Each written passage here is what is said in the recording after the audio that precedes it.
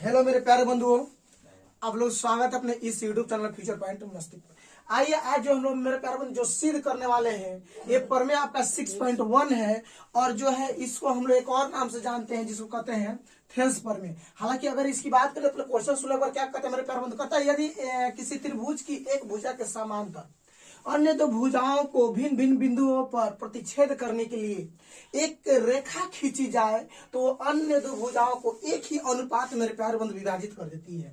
आइएगा गौर फरमाइएगा, ये मान लीजिए मेरे प्यारे बंधु आपके सामने जो है ये आपका त्रिभुज हो गया, ठीक, और इसका नाम देते हैं ए बी सी।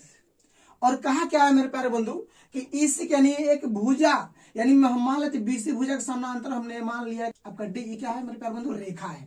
ठीक, अब क्वेश्चन आपका यहां से बिल्कुल जो है समझ में आने लगा होगा कि क्या बोला, ध्यान दीजिएगा। एक त्रिभुज मेरे प्यारे बंधु हो गया ए बी सी और कहा कि एक भुजा के समानांतर मेरे प्यारे बंधु ध्यान देना, एक भुजा के समानांतर यानी बीसी भुजा के समानांतर डी मैंने क्या खींच लिया, एक रेखा खींचा जो दो भुजा कौन है, एक तो मेरे प्यारे बंधु ए बी है, दूसरा क्या है ए सी है। इसको भिन्न भिन्न भिन्न क्या करती है, प्रतिच्छेद करती है। क्या करती है, प्रतिच्छेद करती है। तो ये दोनों क्या है, एक ही अनुपात मेरे प्यारे बंधु बट जाती है, यानी एक ही अनुपात में क्या होता है, विभाजित हो जाती है। तो गौर फरमाना, ए डी बटा डी बी और ए बटा ई सी मेरे प्यारे बंधु यही सिद्ध करना है। आइएगा गौर फरमाइएगा। तो यहाँ पे लिखेंगे हल बराबर, क्या लिखेंगे मेरे प्यारे बंधु, हल लिखेंगे माना की, क्या लिखेंगे माना की। देखिएगा हालांकि मानने के पीछे रीजन क्या है, क्योंकि क्वेश्चन कोई भी आप डिस्कस एबीसीडी नहीं किया है, जो कि हमने नामकरण जो किया है एबीसीडी वही हमको मानना होगा। क्लियर। आइए लिखेंगे माना की त्रिभुज ए बी सी में, त्रिभुज ए बी सी में क्या लिखेंगे, त्रिभुज ए बी सी में लिखेंगे भुजा बीसी के समांतर, भुजा बीसी के समांतर समांतर समांतर डीई डीई डीई इस प्रकार खींचा की, इस प्रकार खींचा की भुजा क्या लिखेंगे, भुजा क्या लिखेंगे मेरे प्यारे बंधु, भुजा ए बी तथा ए सी को क्या लिखेंगे मेरे प्यारे बंधु, गौर फरमाना कि माना कि त्रिभुज ए बी सी में भुजा बीसी के समांतर डीई इस प्रकार खींचा की भुजा ए बी तथा ए सी को क्रमशः, भुजा ए बी तथा ए सी को क्रमशः गौर फरमाइए यहां से, क्रमशः डी क्रमशः बिंदु लिख लीजिए, क्रमशः बिंदु डी तथा ई पर प्रतिच्छेद करती है। क्या करती है मेरे प्यारे बंधु, प्रतिच्छेद करती है। समझ में आया। चलिए अब आगे मेरे प्यारे बंधु यहां लिखना होगा सिद्ध करना। क्या करना मेरे प्यारे बंधु, सिद्ध करना है। सिद्ध मेरे प्यारे बंधु क्या करना है, ए डी बटा डी बी क्या लिखेंगे, ए डी बटा डी बी बराबर आपका क्या हो, ए ई बटा ई सी हो। क्या हो मेरे प्यारे बंधु, ए ई बटा ई सी हो। मेरे प्यारे बंधु यही आपको जो सिद्ध करना है। आइए मेरे प्यारे बंधु रचना करते हैं। अब रचना में गौर फरमाइए मेरे प्यारे बंधु, रचना में क्या करना है, सबसे तो पहले मेरे प्यारे बंधु बी को जो है इस मिला देंगे। क्या करेंगे मेरे प्यारे बंधु, गौर फरमाइए इधर पिक्चर पे, हम लोग सबसे पहले मेरे प्यारे बंधु बी को ई से मिला देंगे, बी को ई से मिला देंगे, उसके बाद डी को सी से मिला देंगे। ठीक है, या आप लोगों हालांकि आपको क्या करना है, डॉट डॉट लाइन से मिलाना है, मिला दिए। और उसके बाद क्या करना है, आपको डी से आपको लंब डाल लेना है, डी से लंब डालना है मेरे प्यारे बंधु, डी से लंब डालना है एसी पर। यहाँ नामकरण मैं एम दे दूं, आप पी दो, क्यू दो, आर दो, आपके ऊपर है, आप कुछ भी नाम दे सकते हो, मैंने एम दे दिया। ठीक, फिर आपको ई से जो है ना लंब डालना है किस पर, तो मेरे प्यार बंधु इस पूरे भुजा पर, मेरे प्यार बंधु पूरे भुजा पर गौर फरमाना। यहाँ जो हम मानो यहाँ एन लिख देते हैं, मेरा नाम भाई नीतीश है, मैंने एन डाल लिया, आपका नाम फला चंद्रकांत जो भी भाई डाल लेना, लुलिया जुलिया जो भी भाई सब डाल लेना। अब गौर फरमाना, यहाँ मैंने ई से जो ई मेरे प्यार बंधु जो लंब डाला है, क्या डाला मेरे प्यार बंधु, लंब डाला, हमने लिखा है ए बी पे, यानी इस ए बी भुजा के लिए मेरे प्यारे बंधु जो भी अगर ऊंचाई हो या लंब हो या शीर्ष हो, जो भी मेरे प्यारे बंधु हो, उस सब कौन काम करेगा, ई एन आपका मेरे प्यारे बंधु काम करेगा। ठीक है, अब आना गौर फरमाना, क्या लिखेंगे मेरे प्यारे बंधु, बी से क्या लिखेंगे, बी से ई को मिलाया, बी से ई को तथा डी को सी से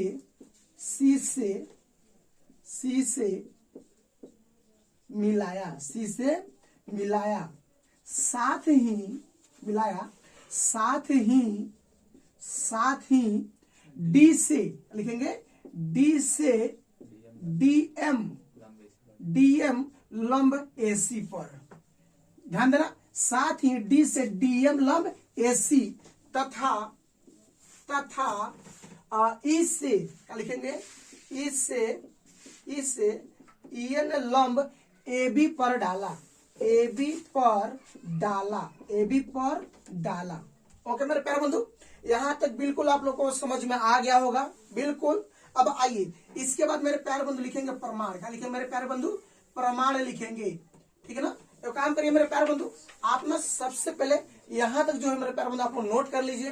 नोट करने के बाद क्या हम लोग जो प्रमाण इसके ऊपर डाल देंगे। चला तो बड़ी खोसी आवत है, कि खांसी आवत है सर, खांसी चला समझा, खोखिया गया है, ये है ना बड़ी खतरनाक लिखा हो। सिद्ध करने जा रहा था, समोसा बना दे रहा है। देखा ना टेस्ट में क्या कर हाल बिगड़ गया था। अभी तो टेस्ट लेंगे, चला हबड़ाओ नहीं, समझा। तो लोग को जो है ना हम टेस्ट लेंगे। चलिए गौर फरमाइए मेरे प्यारे बंधु। अब लिखेंगे, जहां तक आप लोग नीचे लिखे तो उसके नीचे में लिखेंगे प्रमाण। क्या लिखेंगे मेरे प्यारे बंधु, प्रमाण लिखेंगे। इस प्रमाण में गौर फरमाइएगा, प्रमाण में लिखेंगे त्रिभुज का क्षेत्रफल। त्रिभुज का क्षेत्रफल क्या होता है मेरे प्यारे बंधु, 1/2 आधार गुने ऊंचाई। क्या होता है मेरे प्यारे बंधु, आधार गुने ऊंचाई या शीर्ष लंब भी कह सकते हैं। गौर फरमाइएगा। अब लिखेंगे त्रिभुज, यहाँ क्या मेरे प्यारे बंधु लिखेंगे, त्रिभुज ध्यान देना, यहाँ पे ए डी ई लिखेंगे, त्रिभुज ए डी ई का क्षेत्रफल, बट्टा।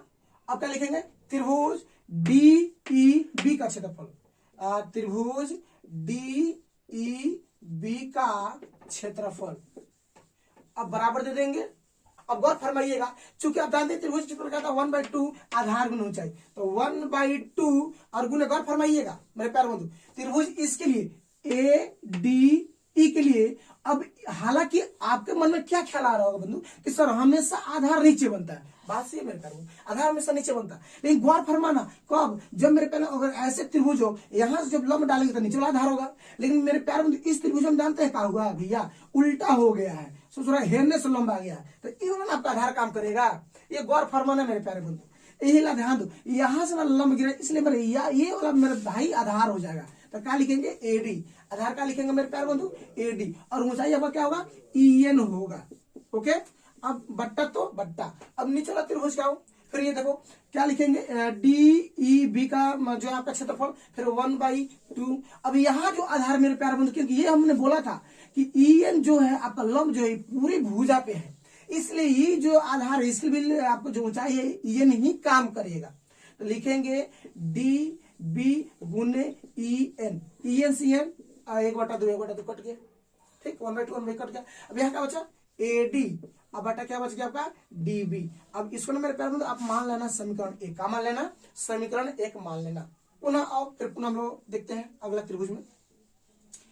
अब इस साइड का मेरे प्यारे बंधु हो गया ए बी का कहानी खत्म। अब एसी पाएंगे, इस साइड आएंगे तो फिर देखना ए ई डी का क्षेत्रफल लिखेंगे, त्रिभुज ए ई डी का क्षेत्रफल बट्टा, यहां गौर फरमाना क्या लिखेंगे, त्रिभुज ई डी सी का क्षेत्रफल।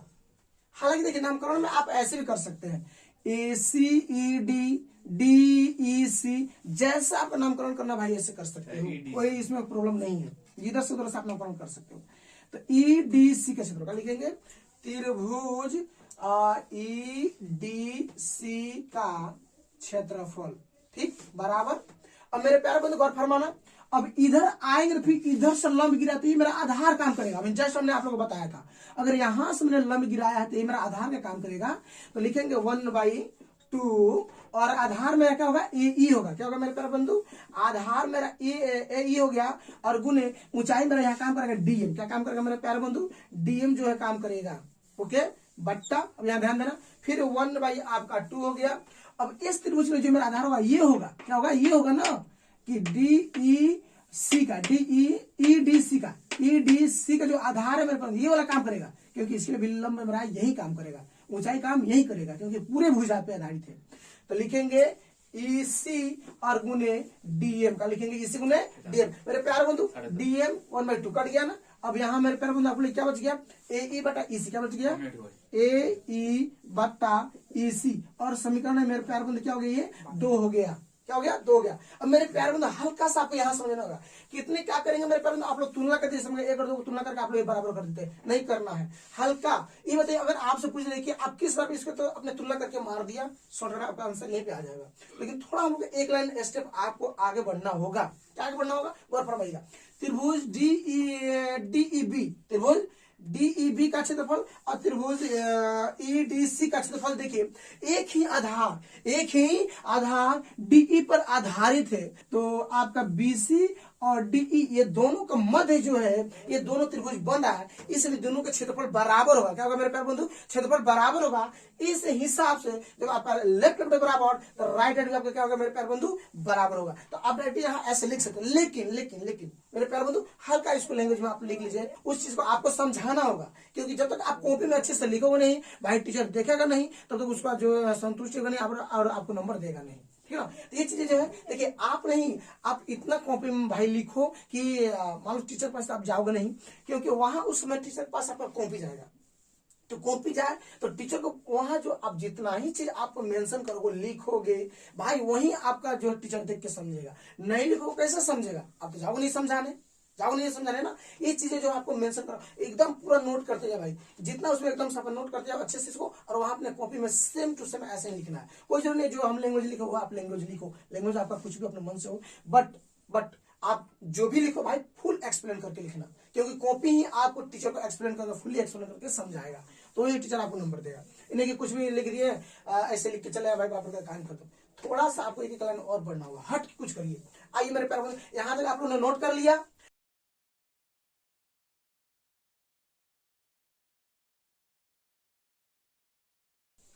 अब यहाँ हम लोग थोड़ा सा यहाँ क्या लिखेंगे, चूंकि क्या लिखेंगे मेरे प्यारे बंधु, चूंकि त्रिभुज DEB क्या लिखेंगे, त्रिभुज DEB का क्षेत्रफल तथा त्रिभुज EDC का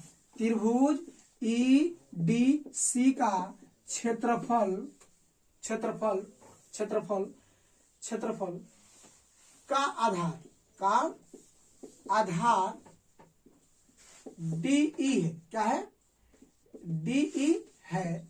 अतः क्या लिखेंगे, अतः त्रिभुज DEB का क्षेत्रफल, त्रिभुज DEB का क्षेत्रफल जो बराबर होगा त्रिभुज EDC के बराबर होगा।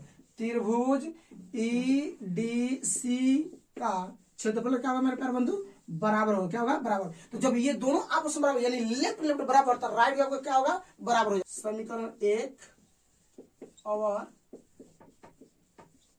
समीकरण 2 को तुलना करने पर ओके। अब मेरे प्यारे बंधु जब दोनों तुलना करें तो लेफ्ट बराबर, तो राइट भी आपस में क्या हो जाएगा मेरे प्यारे बंधु, बराबर। यानी AD बटा DB बराबर AE बटा EC हो गया मेरे प्यारे बंधु, बराबर हो गया।